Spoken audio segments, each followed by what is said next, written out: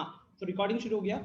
As I was saying कि in the last class we completed chapter number 3, right? And chapter number 3 was coordinate geometry. That was coordinate geometry. Next, अब आज हम शुरू करेंगे chapter number 4. This is your chapter number 4, which is linear equations in two variables. ठीक है, अब थोड़ा सा रिवाइंड करते हैं.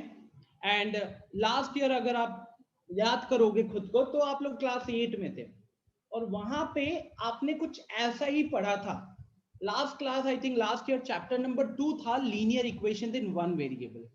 अब क्या हो गया, linear equation in two variable हो गया. तो सबसे पहली चीज कि इसका बहुत हद तक लेना देना है लास्ट ईयर वाले टॉपिक को लेकर ही. लास्ट ईयर अगर आपने linear equation in one variable को ठीक ठाक तरीके से भी पढ़ा हुआ है ना, तो ट्रस्ट मी यहाँ पे चैप्टर जो होगा वो शायद 30-40 मिनट्स में खत्म हो जाए या मैक्सिमम चलो 1 घंटा. अगर ठीक ठाक तरीके से भी पढ़ा है तो 1 घंटे के अंदर ये चैप्टर खत्म हो जाएगा, इंक्लूडिंग ऑल द क्वेश्चंस. ठीक है, सो अब एक बार थोड़ा सा क्विक रिवीजन कर लेते हैं ना. लास्ट ईयर आप लोगों ने पढ़ा था linear equation in one variable. तो क्या होता था linear equation in one variable? तो linear equation in one variable में कहते थे कि जब भी एक इक्वेशन में सिर्फ एक वेरिएबल हो और उस वेरिएबल के ऊपर का पावर 1 हो, सिर्फ एक वेरिएबल हो और उस वेरिएबल के ऊपर का पावर 1 हो, वैसे केसेस में उसको बोला जाता था linear equation in one variable. यहाँ पे लिखा हुआ है when an equation has only one variable of degree 1, जब इक्वेशन में सिर्फ एक वेरिएबल हो और उसके ऊपर भी डिग्री 1 लगे, उस वैसे इक्वेशंस को ही बोला जाता था linear equation in one variable. उसका जनरल फॉर्म क्या होता था?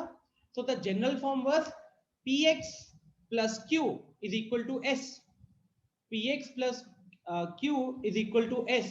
अब यहाँ पे p और q क्या होते थे?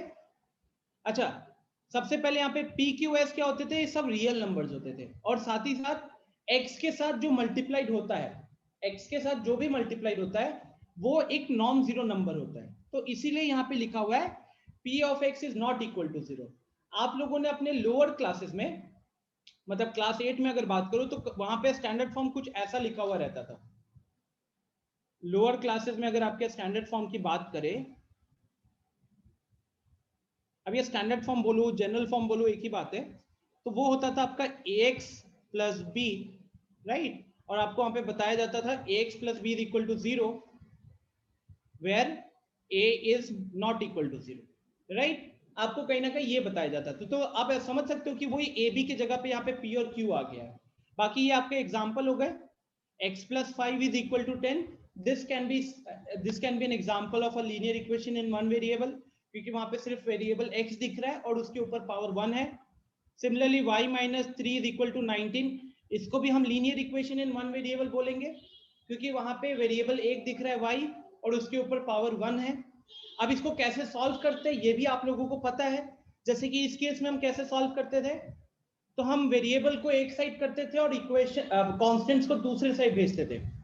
तो अब मान लो कि अगर आप x को लेफ्ट हैंड साइड में ही रखना चाहते हो, तो x के साथ लेफ्ट हैंड साइड में 5 दिख रहा है, हम उस 5 को राइट हैंड साइड में शिफ्ट करते हैं.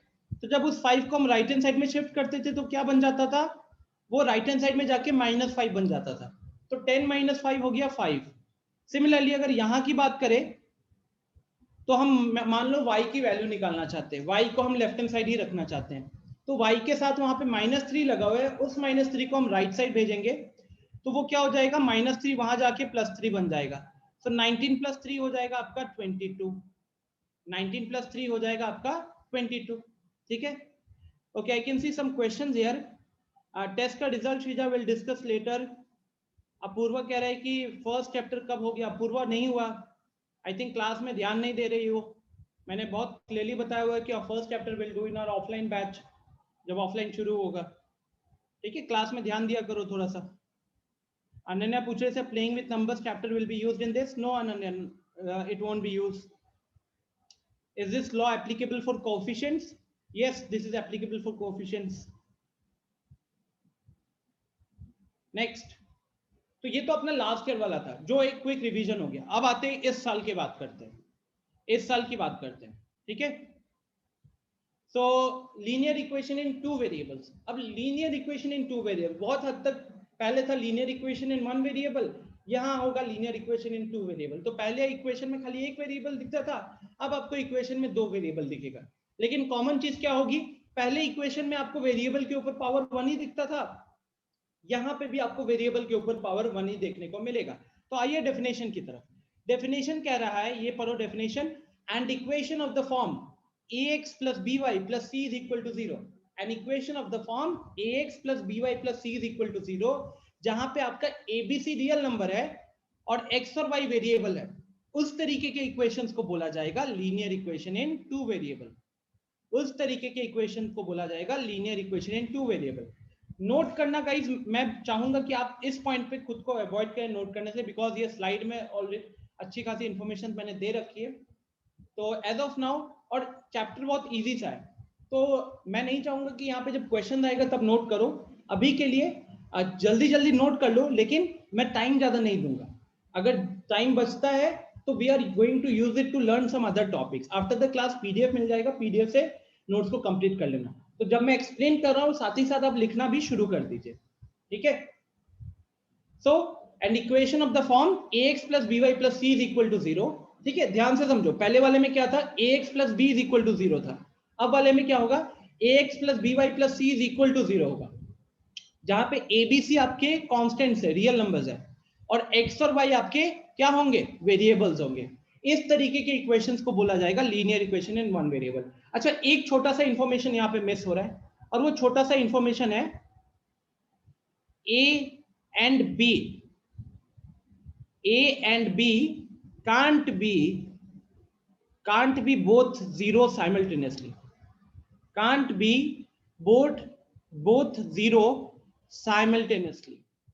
इसका मतलब क्या है, इसका मतलब है कि ax plus by plus c is equal to 0 होना चाहिए, abc रियल नंबर होंगे, x और y वेरिएबल होगा. अब जब मैं रियल नंबर बोल रहा हूं तो जीरो भी तो आता है, रियल नंबर बोल रहा हूं तो जीरो भी होता है, ठीक है. अब a भी जीरो हो सकता है, b भी जीरो हो सकता है, c भी जीरो हो सकता है, क्योंकि रियल नंबर बोले हैं.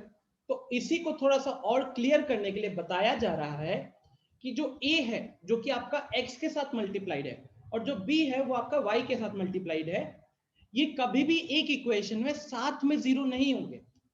ये कभी भी एक इक्वेशन में साथ में जीरो नहीं होंगे. क्यों नहीं हो सकते, क्योंकि अगर इनको आप साथ में जीरो कर देते हो तो फिर वो वेरिएबल बचेगा ही नहीं.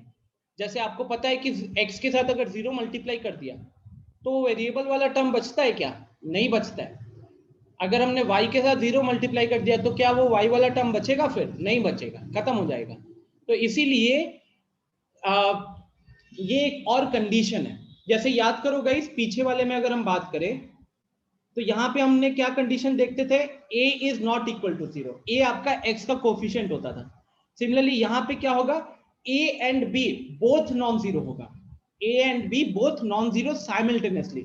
साइमल्टेनियसली का मतलब यह है कि कहीं पे a जीरो हो सकता है, कहीं पे b जीरो हो सकता है, लेकिन दोनों साथ में जीरो नहीं होंगे, ठीक है.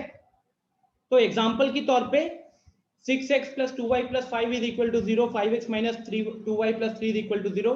ये सबके सब एग्जांपल्स है आपके linear equation in two variable का. अच्छा, a क्या है, x के साथ मल्टीप्लाइड है, तो x हमारा वेरिएबल है. वेरिएबल के साथ जब भी कोई नंबर मल्टीप्लाइड होता है तो वो उसका कोफिशिएंट कहलाता है.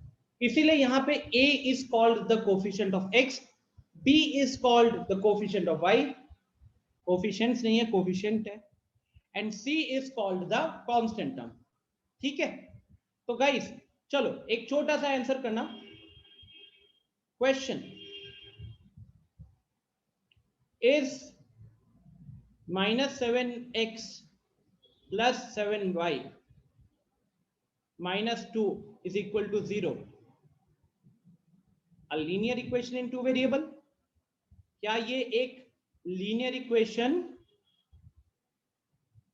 इन टू वेरिएबल है?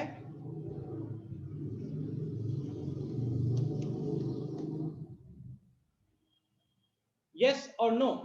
कितने लोग कहते हो, चैट में बताओ. कितने लोग कहते हो कि -7x plus 7y minus 2 is equal to 0 है? ये एक linear equation in two variable है सर. ओके, तो आई कैन सी कितने लोग हो गए, Kanishka answer is yes.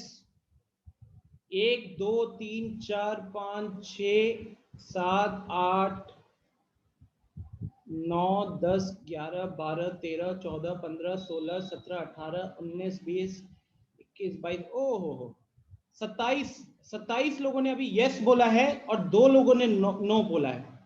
No बोला है एक पीयूष ने और एक बोला है कनिष्का ने। The answer is yes. अभी भी लोग यस आ रहे हैं और the answer is yes. Because अगर हम इसको कंपेयर करते हैं, अगर हम इसको स्टैंडर्ड फॉर्म के साथ कंपेयर करते हैं, हमारा स्टैंडर्ड फॉर्म क्या है? हमारा स्टैंडर्ड फॉर्म है ax plus by plus c is equal to 0। अगर हम इसको कंपेयर करते हैं स्टैंडर्ड फॉर्म के साथ, तो आपको a के जगह पे क्या दिख रहा है? a था x का कोफिशिएंट, और हमारे इक्वेशन में x का कोफिशिएंट क्या है? तो हमारे इक्वेशन में x का कोफिशिएंट है -7। नेक्स्ट b y का कोफिशिएंट है, हमारे इक्वेशन में y का कोफिशिएंट क्या है? तो that is +7। Next is c is the constant वाला टर्म, हमारी इक्वेशन में कांस्टेंट वाला टर्म क्या है? It is -2। याद रखना 2 नहीं लिखते, -2 लिखते अगर माइनस है तो, ठीक है। तो डेफिनेशन के हिसाब से देखोगे तो a का वैल्यू और b का वैल्यू दोनों ही 0 नहीं है। लीनियर इक्वेशन इन 2 वेरिएबल क्या कहता है? 2 वेरिएबल होना चाहिए, देखो x और y है। दूसरा चीज कहता है कि x और y के ऊपर पावर 1 होना चाहिए, देखो दोनों पे पावर 1 है। तीसरा चीज मैंने ऐड किया हुआ है कि a और b साथ में 0 नहीं होने चाहिए, देखिए साथ में 0 नहीं है, देख सकते हो ना, साथ में 0 नहीं है। a का वैल्यू भी नॉन जीरो है, b का वैल्यू भी नॉन जीरो है। So it is a linear equation in 2 variable. I hope this is clear. एक दो क्वेश्चन और देता हूं आप लोगों से, आपके सिली मिस्टेक्स निकालने के लिए।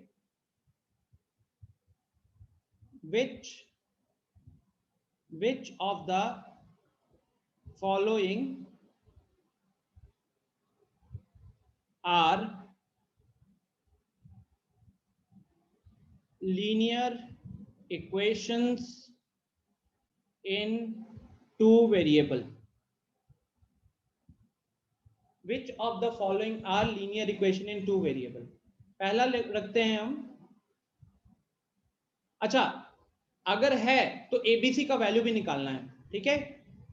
अगर है तो एबीसी का वैल्यू भी निकालना है। अपने नोटबुक में इसको नोट करो यार।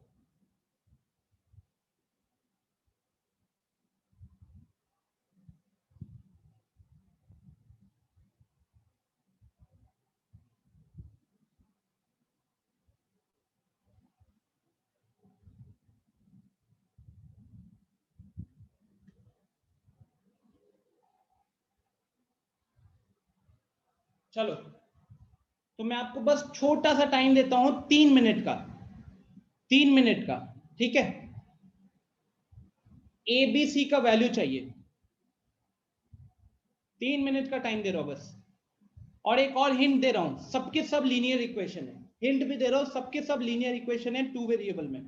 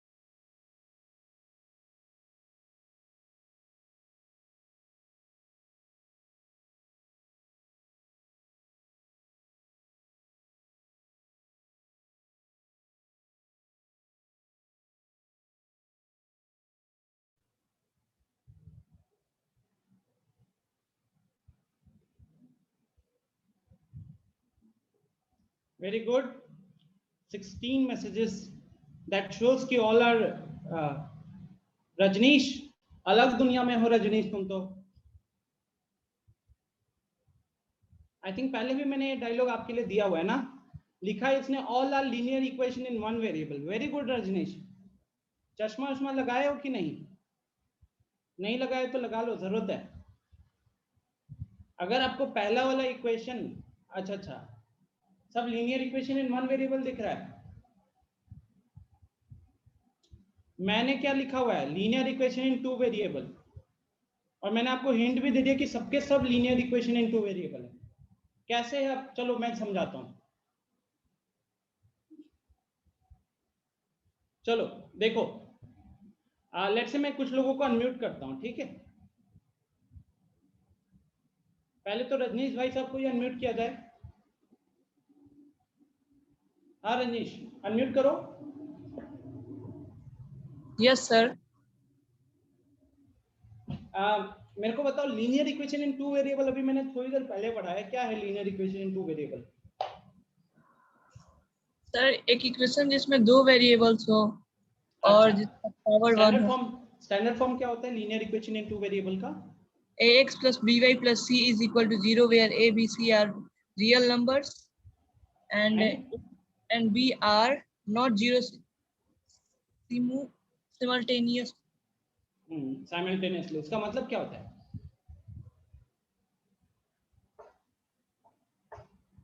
ये तो डेफिनेशन मैंने लिखा हुआ था, वो आपने कॉपी किया है, वो आपने बोल दिया। अब मैं पूछ रहा हूँ कि उसके बाद मैंने समझाया था कि इसका मतलब क्या होता है, वो बताओ। सर तो इसमें किसी भी इक्वेशन में दो वेरिएबल है ही नहीं। वो कंडीशन जो a and b not both zero simultaneous, इसको मैंने क्या समझाया था? सर मतलब a और b एक साथ जीरो नहीं हो सकते एक इक्वेशन में। हाँ, a और b एक साथ जीरो नहीं हो सकते। a क्या था हमारा? a क्या था? सर a एक constant term. Very good, very good. ध्यान से देखो तो उस इक्वेशन में a कहाँ पे है? सर फर्स्ट वाले इक्वेशन में -2। आप क्वेश्चन नहीं समझ पा रहे हो, चलो म्यूट करो और अगली बार से थोड़ा ध्यान दिया करो।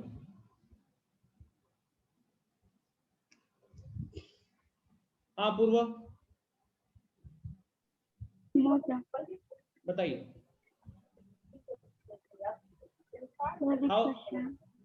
पहला वाला ही बताओ, is this a linear equation in two variable? Yes sir. How? क्योंकि सर इसको ऐसे लिख सकते हैं -2x -3x -7 = 0। हाँ ठीक है, तो चलो -2x -3x को मैंने लिख दिया -5x, और 7 को हम लेफ्ट हैंड साइड में ले आए तो -7 = 0। तो अब ये linear equation in two variable कैसे हुआ? दो वेरिएबल तो अभी भी नहीं दिख रहा है मेरे को।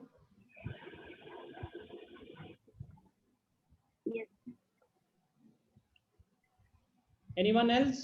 कोई ट्राई करना चाहेगा? Please raise your hand, I will ask you to unmute. Okay, बहुत लोगों ने हैंड रेज किया, बहुत अच्छी बात है। चलो अली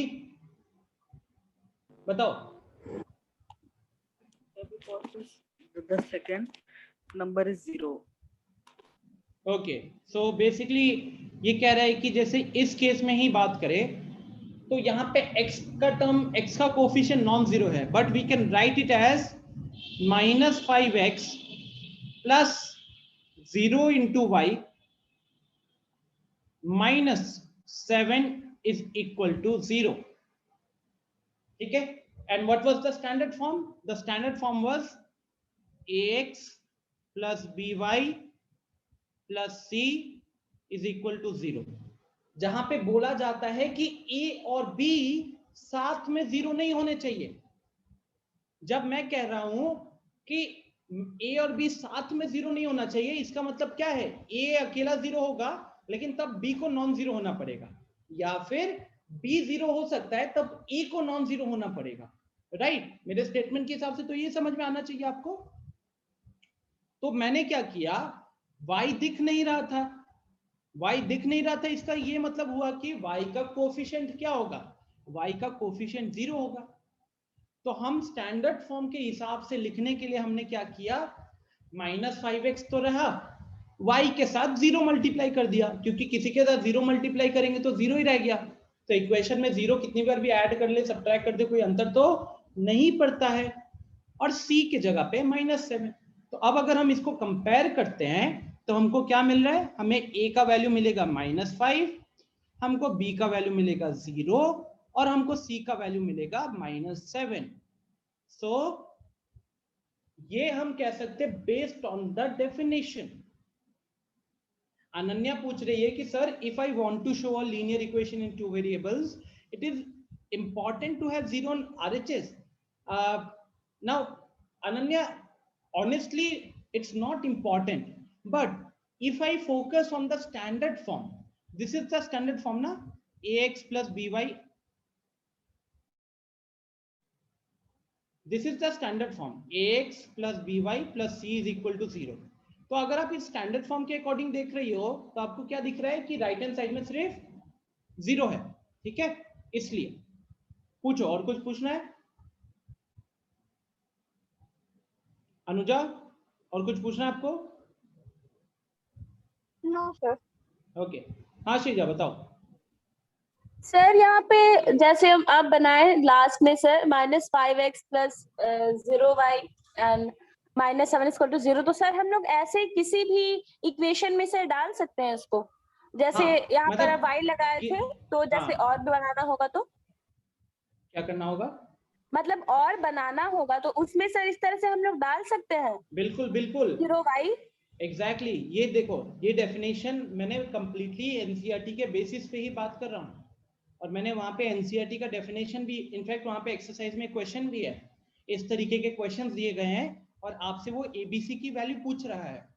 तो अगर वो आपसे एबीसी की वैल्यूज पूछ रहा है, मतलब क्वेश्चन में खुद भी वो इसको क्या मान के चल रहा है, वो इसको एक linear equation in two variable मान के चल रहा है। जैसे कि अगर हम बात करें इसका 5x - 8 = 0 वाले का, ठीक है, तो इसको अगर हमें सॉल्व करना है, चलो मैं थोड़ा सा जानना चाहूंगा आस्था, आस्था अनम्यूट करके बताइए कैसे सॉल्व करेंगे इसको।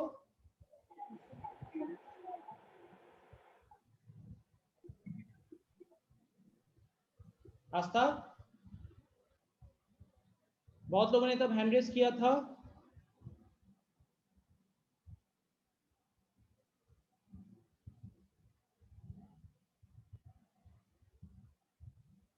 हाँ Sameer,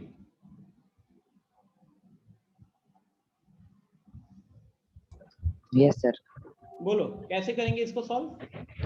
sir 0a plus 5y minus 8 = exactly, तो 0। हम x नहीं है तो हम क्या करेंगे 0 × x कर देंगे, और 5y तो है ही और -8 भी है ही।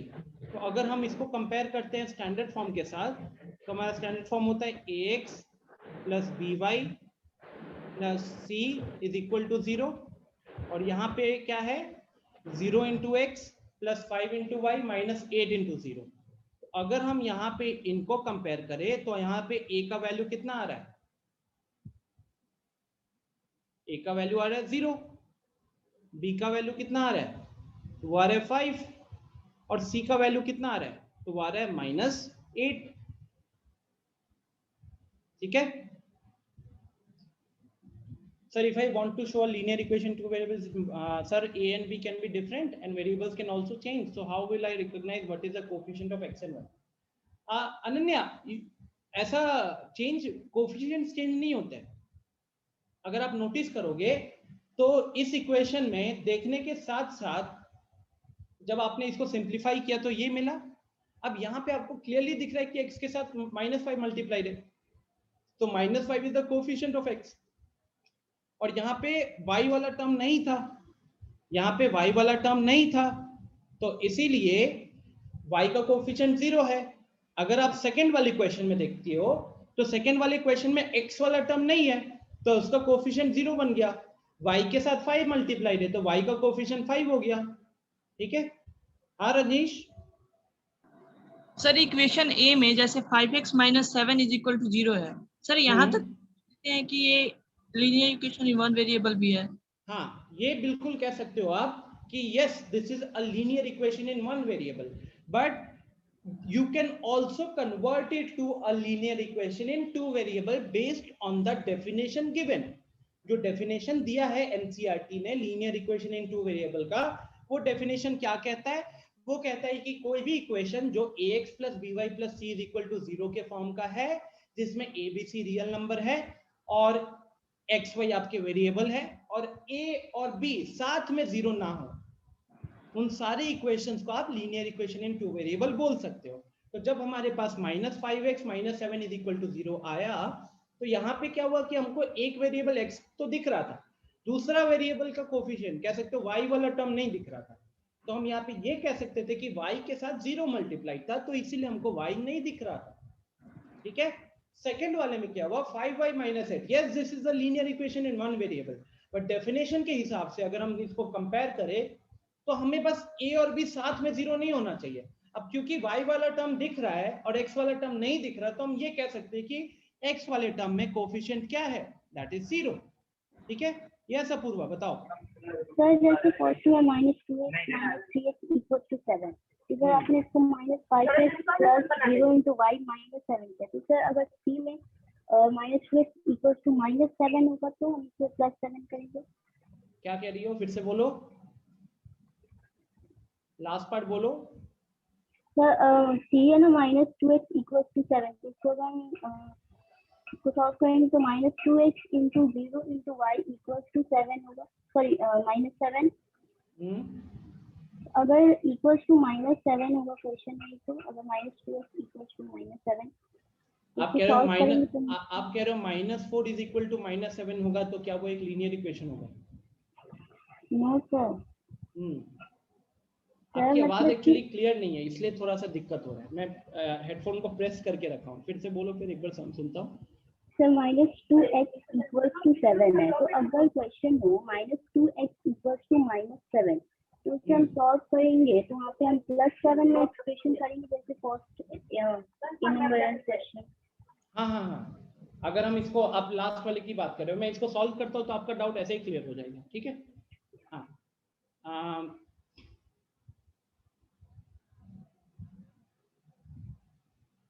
यस अदिति, एग्जैक्टली,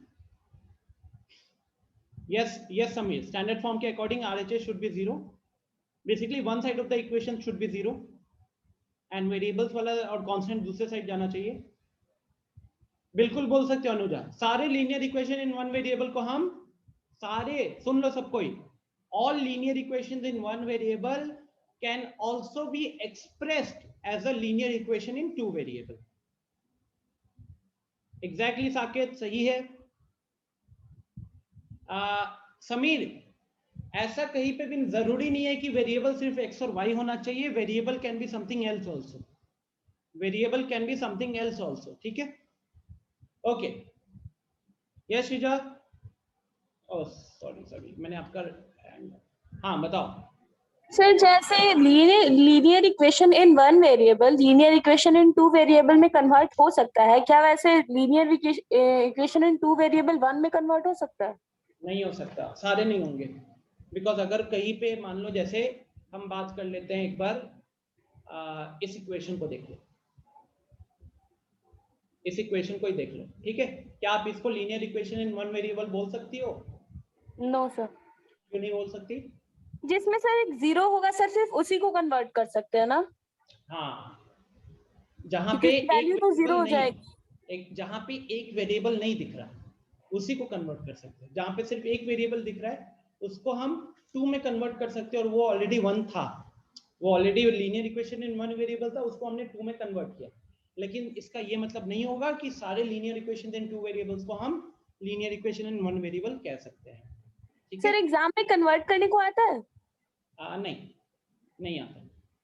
ठीक है। इनफैक्ट अगर मैं एनसीईआरटी पॉइंट ऑफ व्यू से बोलूं तो सिर्फ आपको इस तरीके से इक्वेशन दे दिया है और आपसे एबीसी का वैल्यू पूछ रहा है अभी, तो फिलहाल जो पहली एक्सरसाइज के हिसाब से बात करें। चलिए गाइस, बढ़ते हैं आगे इसको। अब यहाँ पे देखो, सबसे पहले इक्वेशन के राइट हैंड साइड में तो कुछ नहीं होना, मतलब इक्वेशन के एक साइड में कुछ नहीं होना चाहिए। तो मान लो मैं आरएचएस में 0 करना चाहता हूँ, तो मुझे सबसे पहले तो 7 को एलएचएस में लाना पड़ेगा। तो जब 7 को हम एलएचएस में लाएंगे तो क्या बन जाएगा, ये बन जाएगा -7। अभी आपको सोचना है कि क्या ये एक linear equation in two variable है, तो आपको देखना है कि x वाला टर्म तो है, y वाला टर्म नहीं है। तो हम यहाँ पे क्या करेंगे, हम इसको लिखेंगे -2x plus 0 into y -7 is equal to 0. So now what is this? This is a linear equation in how many variables?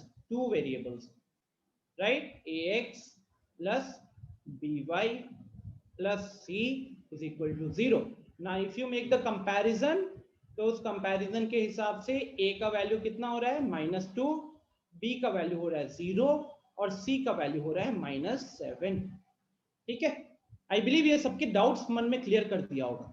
ठीक है, चलो एक क्वेश्चन पूछता हूं और मैं एक्सपेक्ट करूंगा कि सबको इसका आंसर देंगे।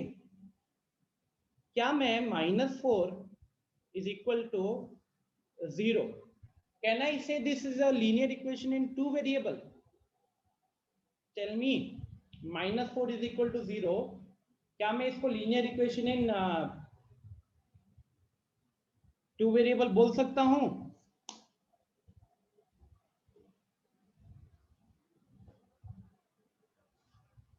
आस्था ने यस बोला है, नखत ने यस बोला है, प्रयांश ने यस बोला है, और बाकी जितने लोगों ने चैट में भेजा सब नो कह रहे हैं। रिद्धि ने यस बोला है, आदित्य यस कह रहा है, गलत है। जितने लोग यस कह रहे हो सबके आंसर्स गलत है। वेरी गुड समीर, नहीं हो सकते बिकॉज ए और बी साथ में 0 नहीं हो सकते। यहां पे इसका ये नहीं मतलब है, भले ही आप इसको ऐसे लिख सकते हो 0 into x plus 0 into y -4 is equal to 0, आप ऐसे लिख सकते हो। बट आप देखो यहाँ पे सिंपल सा फंडा, यहाँ पे a भी 0 हो गया और यहाँ पे b भी 0 हो गया, तो ये डेफिनेशन को फॉलो नहीं कर रहा ना। डेफिनेशन क्या कहता है? डेफिनेशन कहता है कि a और b साथ में 0 नहीं होने चाहिए, है कि नहीं? डेफिनेशन बोलता है a और b साथ में 0 नहीं होना चाहिए, और यहाँ पे a और b दोनों ही 0 हो गए, तो इसीलिए ये एक लीनियर इक्वेशन नहीं होगा, ये एक लीनियर इक्वेशन नहीं होगा। ठीक है, सेकेंड चीज, आप सब कुछ छोड़ दो, लीनियर इक्वेशन को भूल जाओ थोड़ी देर के लिए। क्या मैथमेटिकली ये चीज हो सकता था? मैथमेटिकली -4 इज इक्वल टू 0 हो सकता था क्या? ऑब्वियसली नहीं ना। तो समझ रहे हो, डेफिनेशन इतने अच्छे से सोच के बनाया गया था कि ऑटोमेटिकली इस तरीके के जो केसेस हैं वो हट भी जाए, इस तरीके के केसेस हट भी जाए। Is this clear? Aditya, then Riddhi, Nakhat, क्या ये चीज क्लियर है? ओके, बढ़े फिर आगे। नेक्स्ट, हम लीनियर इक्वेशन क्यों पढ़ते हैं? तो गाइज, रियल लाइफ सिचुएशंस, अगर आपको याद होगा तो क्लास 8 में भी जब आपको लीनियर इक्वेशन इन 1 वेरिएबल मिला था, तो उसके बाद आपको लीनियर इक्वेशन सॉल्व करवाने के बाद उसके ऊपर खूब सारे वर्ड प्रॉब्लम्स मिले थे, याद है? वर्ड प्रॉब्लम्स आए थे खूब सारे, और वो वर्ड प्रॉब्लम्स कहीं ना कहीं रियल लाइफ सिचुएशंस के ऊपर बेस्ड थे। ठीक उसी तरीके से यहाँ पे भी बहुत सारे रियल लाइफ सिचुएशंस को हम मैथमेटिकली एक्सप्रेस कर सकते हैं as linear equation in 2 variable. Example एक आपके सामने है, the age of Ram is 3 more than twice the age of Mohan. Ram का एज मोहन के एज के डबल से भी 3 ज्यादा है। Write a linear equation in 2 variables to represent this statement. इस स्टेटमेंट को एक्सप्रेस करने के लिए, रिप्रेजेंट करने के लिए एक लीनियर इक्वेशन इन 2 वेरिएबल बनाइए। तो आप देखो इसका सॉल्यूशन, इसके सॉल्यूशन में क्या किया गया है, मान लिया गया कि चलो मोहन के एज को x मान लेते हैं और राम के एज को y मान लेते हैं। मोहन के एज को x माना गया, राम के एज को y माना गया। तो अब इस कंडीशन के हिसाब से, क्वेश्चन के हिसाब से मोहन की जो उम्र होने वाली थी, सॉरी राम की जो उम्र होने वाली थी वो मोहन की उम्र के डबल से भी 3 ज्यादा होने वाली थी। तो उस हिसाब से हमने इक्वेशन क्या बन जाएगा, हमारा इक्वेशन बन जाएगा y is equal to 2x plus 3, क्योंकि यहाँ पे y हमने राम की एज को माना है, x हमने मोहन की एज को माना है। तो ध्यान से देखोगे तो मोहन का एज को डबल किया गया है और उसके बाद उसमें 3 ऐड हुआ है, and that is equal to y which is equal to the age of Ram. तो देख सकते हो कि एक बहुत सिंपल सा रियल लाइफ सिचुएशन को हमने एक लीनियर इक्वेशन इन 2 वेरिएबल्स में कन्वर्ट किया है। ठीक है, और इसको और डिटेल में ना आप पढ़ते हो क्लास 10th में। क्लास 10th में चैप्टर का नाम है pair of linear equations in 2 variable. तो अभी वहां पे 2-2 इक्वेशन आता है, हर क्वेश्चन के अंदर 2-2 इक्वेशन आता है। यहाँ पे अभी हमारे पास हर एक इक्वेशन में एक ही वेरिएबल आएगा। ठीक है Sameer, we can find the value of variables, we can solution के बारे में ही बात करेंगे। सो नेक्स्ट, अब जैसे कि पिछला वाला स्लाइड में हमको इक्वेशन देखने को मिला y is equal to 2x plus 3, तो आप समझ सकते हो कि अब यहाँ पे x और y का क्या क्या वैल्यू हो सकता है, ये आपके दिमाग में आ रहा होगा। x और y के क्या क्या वैल्यू हो सकते हैं, कितने वैल्यूज हो सकते हैं, ये आपके दिमाग में अब आ रहा होगा, राइट। तो इसके लिए हमको देखना पड़ता है solution of a linear equation में। इन जनरल चाहे लीनियर इक्वेशन इन 1 वेरिएबल हो, 2 वेरिएबल हो, कितने भी वेरिएबल हो, हर एक लीनियर इक्वेशन का सॉल्यूशन निकालने का मतलब क्या होता है, पहले वो समझो।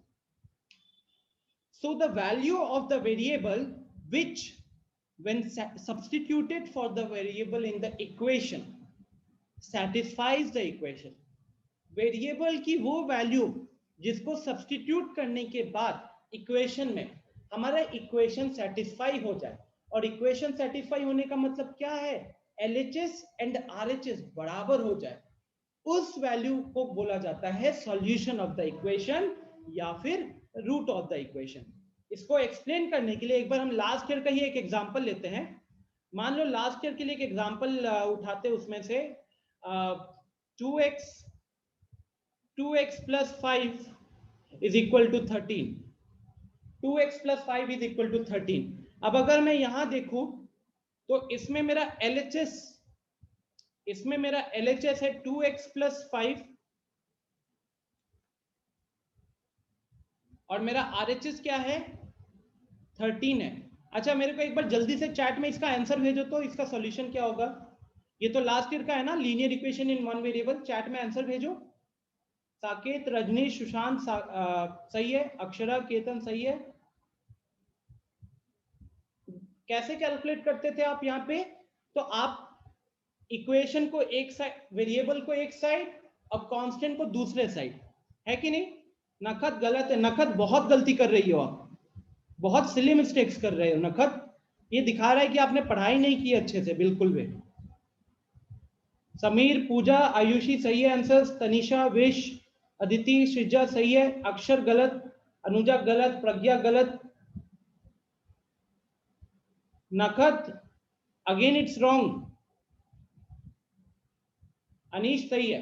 तो अब इसको हम सॉल्व कैसे करते हैं, ये देखो। तो सबसे पहले 2x हम 5 को भेजते हैं RHS में, 5 को भेजेंगे RHS, तो प्लस 5 को जब RHS में भेजोगे तो क्या बन जाएगा, वो -5 बन जाएगा। अब 13 - 5 कितना हो गया, 8 हो गया। अब जैसे कि नखत आंसर में 8 भेज रहे हैं, लेकिन नखत 8 आंसर नहीं है, क्योंकि हम पहले वेरिएबल की वैल्यू निकालते हैं ना जब, तो हम ध्यान रखते हैं कि वेरिएबल के साथ कुछ मल्टीप्लाई ना हो। अभी आप यहां देखोगे तो वेरिएबल के साथ 2 मल्टीप्लाइड है, तो हमको क्या करना होता है, हमको x चाहिए खाली, तो 2 को आपको क्रॉस मल्टीप्लाई करना पड़ेगा। 2 को क्रॉस मल्टीप्लाई करना पड़ेगा, तो 2 क्रॉस मल्टीप्लाई करोगी तो कहां आएगा, 8 के नीचे आ जाएगा। और 8 डिवाइडेड बाई 2 कितना है, 8 डिवाइडेड बाई 2 है 4, 8 डिवाइडेड बाई 2 का वैल्यू आ रहा है 4। ठीक है, तो x का वैल्यू इस हिसाब से कितना आया, x का वैल्यू हमारे हिसाब से आ रहा है फिर 4। ये मेरा सॉल्यूशन हो रहा है, हमने इसको जिस तरीके से सॉल्व किया ये सॉल्यूशन हो गया। अब इसको वेरीफाई करना है, इसको वेरीफाई करना है तो आप क्या करोगे, आप ये जो LHS है, LHS 2x plus 5 है, उसमें x के जगह पे 4 रखो, तो 2 × 4 + 5 होगा, 2 × 4 8 हो गया, 8 + 5 8 + 5 13 हो गया। और ध्यान से देखो 13 आपका RHS था, 13 आपका RHS था। तो कहीं ना कहीं सॉल्यूशन ऑफ लीनियर इक्वेशन क्या होता है वो ही हम समझ चुके हैं कि एक ऐसा इक्वेशन जहां पे हमने वेरिएबल के जगह एक ऐसा नंबर डाला, वेरिएबल के जगह एक ऐसा नंबर डाला जिसके कारण इक्वेशन सेटिस्फाई हो गया, जिसके कारण इक्वेशन का लेफ्ट हैंड साइड और राइट हैंड साइड बराबर हो गया, उस तरीके के वैल्यूज को ही बोला जाता है उस इक्वेशन के सॉल्यूशंस।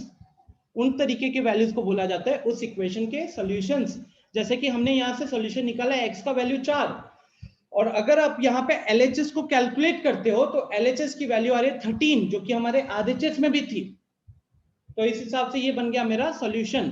ठीक है, तो चाहे वन इक्वेशन, वन वेरिएबल का लीनियर इक्वेशन हो, चाहे 2 वेरिएबल का हो, 3 वेरिएबल का हो, हर केस में जब आप उसको सॉल्व करोगे तो उसको सॉल्व करने का मतलब होता है वेरिएबल की वैल्यू निकालना, और ऐसी वैल्यू निकालना जिसके कारण इक्वेशन सेटिस्फाई हो। ठीक है, तो अब जैसे कि हम नॉर्मल रूल्स, ये अगेन ये क्लास 8 की ही चीजें हैं, ये अगेन क्लास 8 की चीजें जो मैंने एक बार रिवीजन के लिए रखा हुआ है। तो rules of solving an equation, तो रूल्स क्या क्या होते हैं? सेम नंबर आप इक्वालिटी के दोनों जगह ऐड कर सकते हो, पहला वही लिखा हुआ है। दोनों जगह सेम नंबर सब्ट्रैक्ट कर सकते हो। चलो मैं एक एक करके एग्जांपल लिखता हूं। मान लो कि अभी हमारे पास है 2x plus 4 is equal to 7। तो पहला वाला पॉइंट क्या कह रहा है? पहला वाला पॉइंट कह रहा है कि आप अगर चाहो तो सेम नंबर दोनों जगह से सब्ट्रैक्ट कर सकते हो, सॉरी सेम नंबर दोनों जगह पे ऐड कर सकते हो। तो मान लो कि हम दोनों जगह पे 4 ऐड करना चाहते हैं, 4 तो पहले से ही था, मान लो हम 5 ऐड करना चाहते हैं, तो हमको इक्वेशन के राइट हैंड साइड में भी करना पड़ेगा और लेफ्ट हैंड साइड में भी करना पड़ेगा। इससे इक्वेशन में चेंज नहीं आता है। सिमिलरली आप इक्वेशन के दोनों साइड्स में सेम नंबर सब्ट्रैक्ट कर सकते हो। तो मान लो कि आप 3 सब्ट्रैक्ट करना चाहते थे, तो 3 हमने माइनस किया LHS से भी, और फिर हमने उसको माइनस किया RHS से भी, और फिर हमने उसको माइनस किया RHS से भी। ठीक है, नो अक्षर, ये लास्ट क्लास 8 की ही चीजें हैं, नोट करने की जरूरत नहीं है। Next, both sides of an equation may be multiplied by a same non-zero number without changing the equality। अब मान लो कि यहां पे एग्जांपल के तौर पे लेता हूं, एग्जांपल ले रहा हूं x by 5 is equal to 4। अब आप चाहो तो आप इस इक्वेशन के दोनों साइड में एक same non zero number multiply कर सकते। नॉन जीरो नंबर का मतलब क्या है? जीरो छोड़ के कुछ भी मल्टीप्लाई कर सकते। तो मान लो मैं दोनों जगह पे 5 मल्टीप्लाई कर रहा हूं, मैं दोनों जगह पे 5 मल्टीप्लाई कर रहा हूं, तो ये फाइव इंटू एक्स बाई 5 हो जाएगा, और ये 4 इंटू 5 हो जाएगा। अब भले यहाँ पे और एक्स्ट्रा दिख रहा है कि चलो ये 5 और ये 5 कट गया, तो यहां से हमको मिल गया कि x का वैल्यू यहां से निकल कर आ रहा है 20। बट मैं ये समझाना चाहता हूं कि जैसे हम इक्वेशन के दोनों साइड में एक नंबर ऐड कर सकते हैं, या एक नंबर सब्ट्रैक्ट कर सकते हैं, या मल्टीप्लाई कर सकते हैं, या फिर डिवाइड कर सकते हैं। तो ये 4 पॉइंट उसी का, एक एडिशन का है, एक सब्ट्रैक्शन का है, एक मल्टीप्लिकेशन का है, और एक डिवीजन का है। तो ये क्लास 8 की ही चीजें हैं जब आपको लीनियर इक्वेशन सॉल्व करवाने के टाइम पे सिखाया है। ओके, अच्छा, अब हम थोड़ा सा बात करते हैं, किसके ऊपर? Solution of a linear equation, in 2 variables. ठीक है, solution of a linear equation in 2 variables. अब अगर गाइज हम लोग यहाँ पे लीनियर इक्वेशन इन 2 वेरिएबल्स का सॉल्यूशन का बात करें तो क्या आएंगे? जैसे मान लो मैं एक सिंपल सा एग्जांपल लिख रहा हूं, x plus y is equal to 5। This is a linear equation in 2 variable और नॉट? टेल मी, जल्दी से एक बार खाली हैंड रेस कर दो, अगर आपको लगता है कि हाँ ये एक लीनियर इक्वेशन इन 2 वेरिएबल है।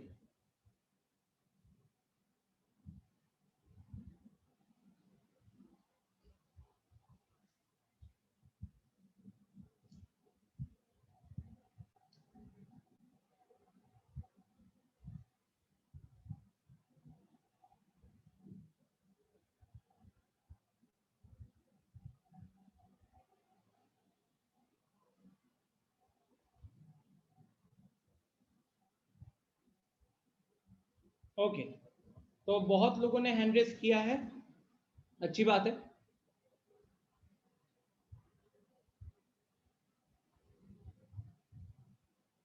Okay, so this is a linear equation in two variable, right? Sameer, मैं कह रहा हूं कि क्या ये एक linear equation in two variable है?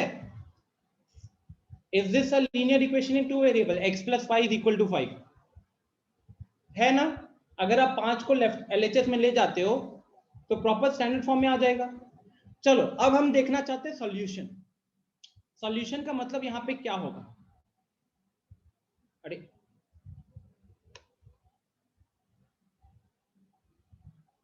ठीक है, सॉल्यूशन का मतलब यहां पे क्या होगा? अब आपको समझना पड़ेगा। हमने linear equation in two variables का स्टैंडर्ड फॉर्म समझ लिया है। कोई इक्वेशन अगर हमारे पास आता है तो हम कैसे पहचानेंगे कि वो linear equation in two variable, ये हम लोग समझ चुके हैं। अब आपके करिकुलम में अगला कॉन्सेप्ट आता है solution of a linear equation in two variable. इसको समझना है। तो अब समझो, इसका मैं ये लिख रहा हूं, finding the solution of this equation,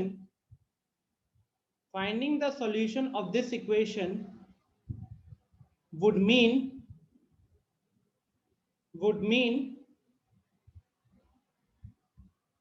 finding the values of the variable। मतलब इस इक्वेशन का सॉल्यूशन निकालने का मतलब होता है वेरिएबल्स की वैल्यू निकालना। और यहाँ पे वेरिएबल्स क्या है? वेरिएबल्स है हमारे x एंड y, वेरिएबल्स है हमारे x and y, such that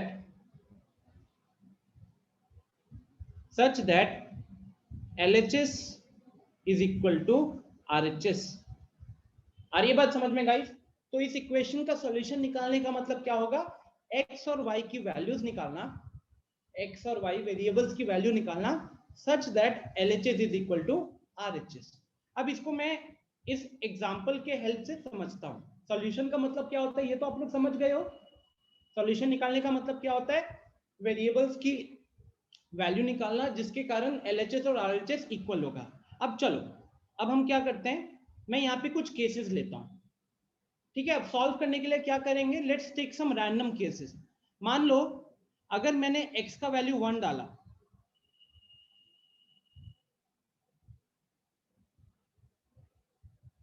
मान लीजिए गाइस कि मैंने यहाँ पे x का वैल्यू रखा है 1, तो y का वैल्यू कितना रखना पड़ेगा ताकि x प्लस वाई 5 होगा? बताओ कितना रखना पड़ेगा?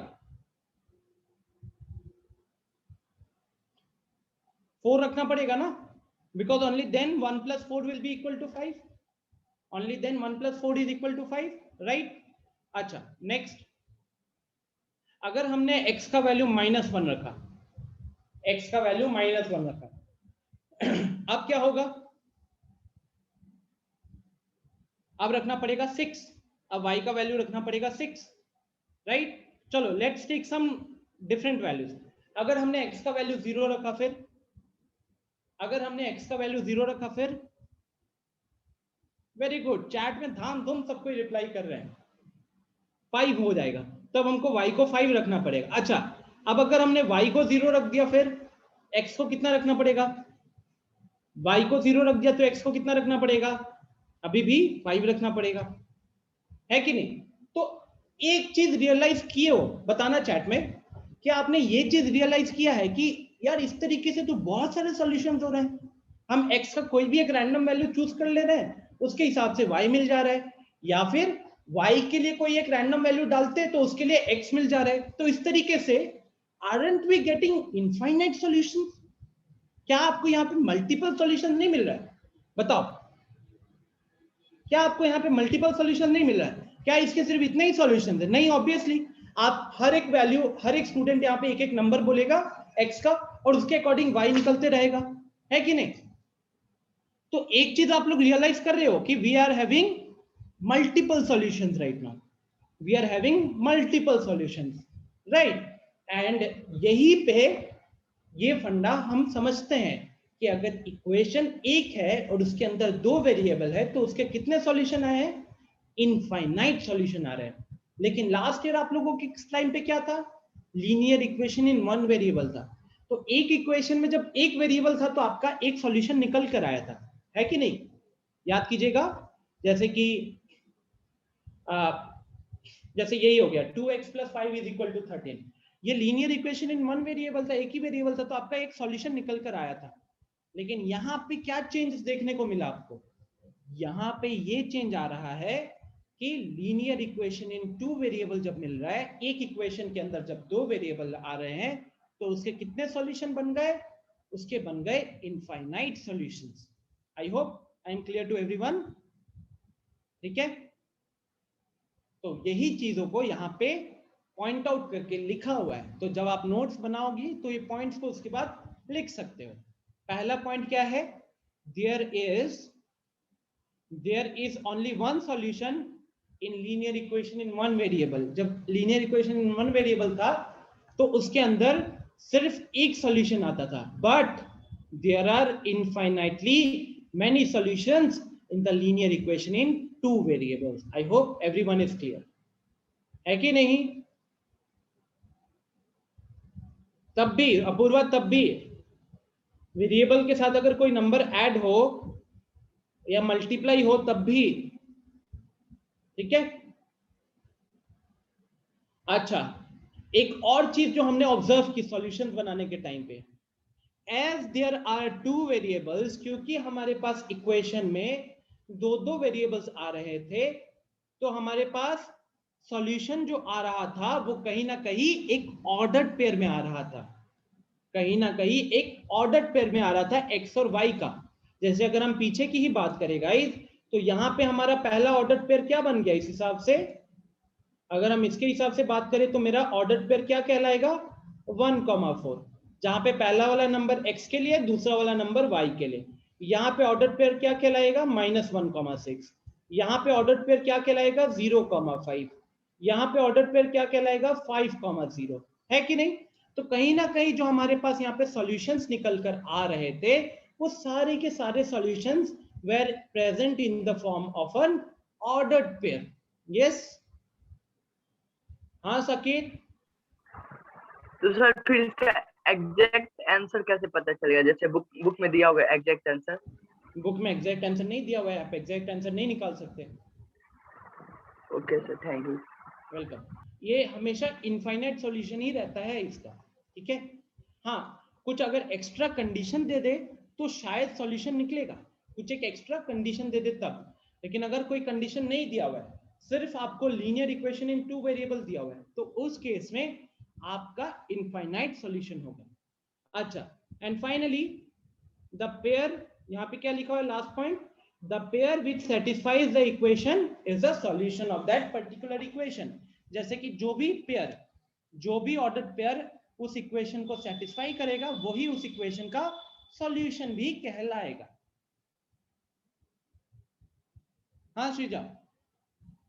सर जैसे कि दो वेरिएबल्स है x एंड y, जिसमें से सर y को जैसे हम लोग इसके पहले भी सर बनाए थे 0 से मल्टीप्लाई कर दिया, तो सर उसकी वैल्यू तो सर 0 हो जाएगी। तो उस केस में सर x का एग्जैक्ट आंसर आएगा ना? हाँ, उस केस में x का एग्जैक्ट आंसर आएगा। Okay sir. लेकिन आप, चलो बहुत अच्छा क्वेश्चन आपने वैसे पूछा है। यहाँ पे मैं I would like to clear out the doubts of a lot of students. Exact answer उधर नहीं आएगा एक तरीके से। मान लीजिए गाइस, अगर हम बात करें 5x plus let's say 2 is equal to 12 का, तो आप यहाँ पे क्या करते हो? आप 5x इज इक्वल टू 10 करते हो और यहाँ से x का वैल्यू को आप 2 निकाल लेते हो, राइट? x का वैल्यू आप 2 निकाल लेते हो। But this is how you solve a linear equation in one variable. आपने श्रीजा यहाँ पे एक वेरिएबल की वैल्यू निकाली है, लेकिन अब अगर हम आपको बोले कि चलो 5x इज इक्वल टू 10 है, अब इसमें आप मेरे को जितना भी सॉल्यूशन बन सकता है x और y का वो बताइए। आपको तो सबसे पहले यहाँ पे कैसे सोचना पड़ेगा? 5x plus 0 into y is equal to 10। पहले तो आपको ऐसे सोचना पड़ेगा। और जब हम सॉल्यूशन निकालते हैं, है कि नहीं, जब हम लोग सॉल्यूशन निकालते हैं तो हम क्या बताते हैं? हम x और y की वैल्यूज बताते हैं। तो अब आप खुद सोचो कि अगर हम यहाँ पे x की वैल्यू डालते हैं, लेट्स से y की वैल्यू डालते हैं 1, तो x का वैल्यू कितना निकलेगा? x का वैल्यू 5 सर 5 ही आएगा ना? ध्यान से देखो, y की 9 वैल्यू आएगा, 9 आएगा सर। नहीं, गलत। 9 नहीं आएगा सर, तो क्या आएगा? कैलकुलेट करो, आपको पूछ रहा हूँ, चैट में लोग आंसर कर रहे हैं। सो नाउ लिसन, जब आप y की वैल्यू 0 लगा रहे हो, लेकिन उस y के साथ क्या मल्टीप्लाइड है? 0 0, तो 0 इंटू 1 कितना हो गया? 0 0 ही हो गया। तो उस केस में आपका 5x इज इक्वल टू कितना बना? 10। Yes sir. तो x का वैल्यू कितना आया? 2 आया, 2 ठीक है। लेकिन अगर हम यहाँ पे ऑर्डर्ड पेयर का बात करें, ऑर्डर्ड पेयर क्या आया? ऑर्डर्ड पेयर तो 2,1 बन गया ना, यस सर। क्योंकि x का वैल्यू 2 और y का वैल्यू 1। 1 नेक्स्ट अगर एक एग्जांपल ले, और एग्जांपल नहीं, और एक y का वैल्यू ले लेते हैं, लेट्स से -1। अब अगर हमने x का वैल्यू -1 ले लिया, -1 चलो -7 कर दो। अब यहाँ पे जब आपने y का वैल्यू -7 डाला, अब आपका x का वैल्यू क्या आ रहा है? क्या आ रहा है?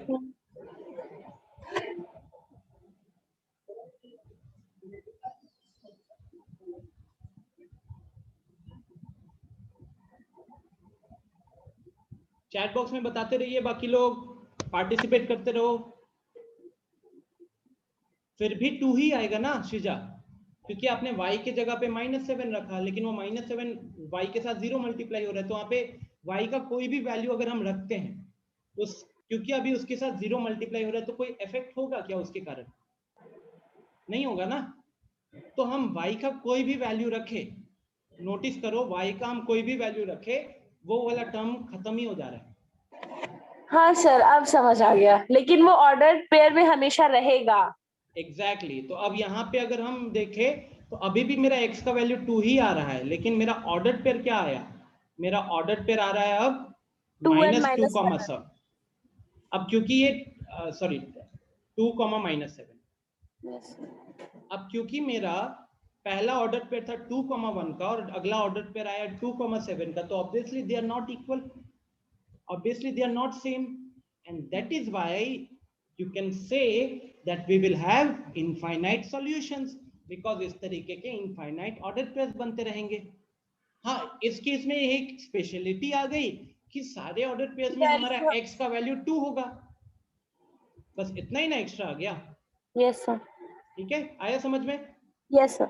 तो अभी भी हमारे कितने सॉल्यूशंस हुए? इनफाइनाइट ही चल रहा है, ठीक है। नेक्स्ट अदिति ने क्वेश्चन पूछा है। यस अदिति, हाँ अदिति बताओ। सर ऑर्डर पेयर कुछ भी हो सकता है इस केस में? ऑर्डर पेयर कुछ भी नहीं हो सकता। आप क्या ऑर्डर पेयर यहाँ पे -3,7 रख सकते हो? सोचो, नहीं रख सकते। नो सर, मतलब और LHS कैलकुलेट करेंगे तो LHS RHS कितना का होगा? सर? RHS के लिए ऑर्डर पेयर थोड़ी देखते हैं हम, ऑर्डर पेयर x और y, वो जो वेरिएबल्स होते हैं उनके लिए देखते हैं ना। Yes sir, yes sir. तो हमको वेरिएबल के हिसाब से हमारे ऑर्डर पेयर बन रहे हैं, ना ही RHS के हिसाब से, ना ही LHS के हिसाब से, और वेरिएबल्स के हिसाब से बनते हैं, ठीक है। आई होप सबके यहाँ पे डाउट्स अच्छे से क्लियर होंगे, स्पेशली इस क्वेश्चन के बाद। यहाँ पे भी हम देख सकते हैं कि we will be able to make, दिख रहा होगा आपको, we can make infinite ordered pairs here, where the value of x will be 2, same for all ordered pairs,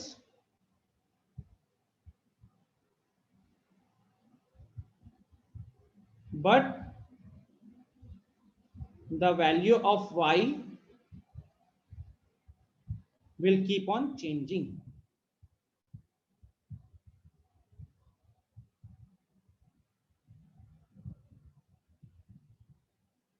ठीक है, तो यहाँ पे हमने क्या सीखा इस पर्टिकुलर क्वेश्चन के साथ कि हमारे यहाँ पे इनफाइनाइट ऑर्डर पेयर्स बन सकते हैं, हमारे यहाँ पे इनफाइनाइट ऑर्डर पेयर्स बन सकते हैं।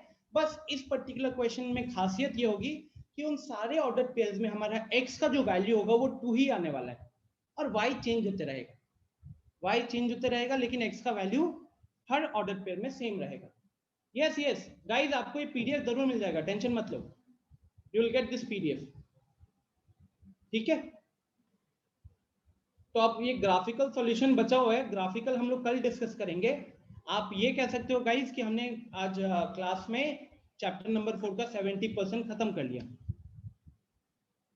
होमवर्क मैं आपको आपके व्हाट्सएप ग्रुप पे बता दूंगा, होमवर्क मैं आपको आपके व्हाट्सएप ग्रुप पे बता दूंगा। ठीक है, अच्छा अब 2-3 चीजें हैं। पहला, होमवर्क आज थोड़ी देर में आपके ग्रुप पे आ जाएगा, सबको एक लिंक पे सबमिट करेंगे, जो लिंक पे सबमिट नहीं करेगा वो कल की क्लास नहीं कर पाएंगे, पहला पॉइंट। दूसरा point, last minute submissions will not be counted, last minute submissions will not be counted. जैसे अगर हम बात करें कल की क्लास का, तो हमारी कल की क्लास कितने बजे है, let me check.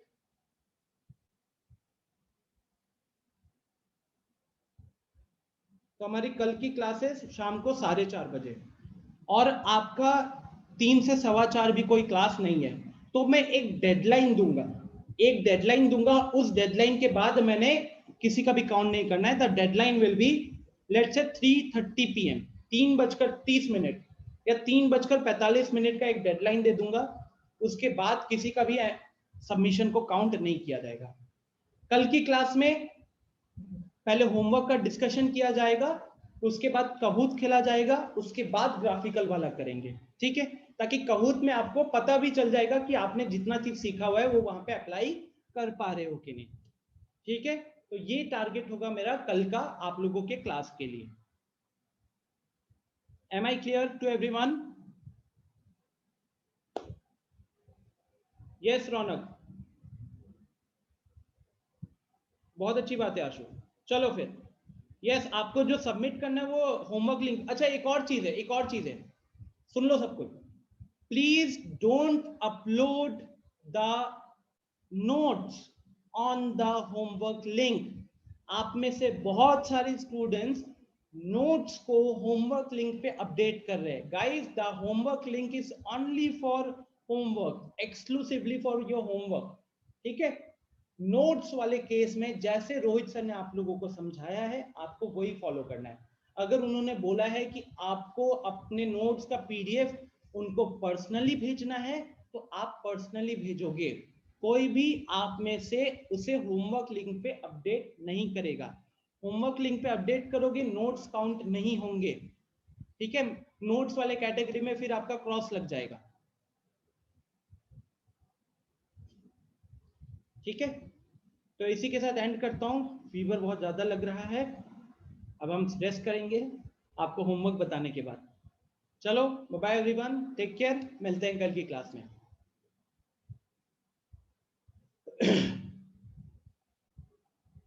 If you have any doubts आप पूछ सकते हो। पीडीएफ में अभी ग्रुप पे भेज दूंगा।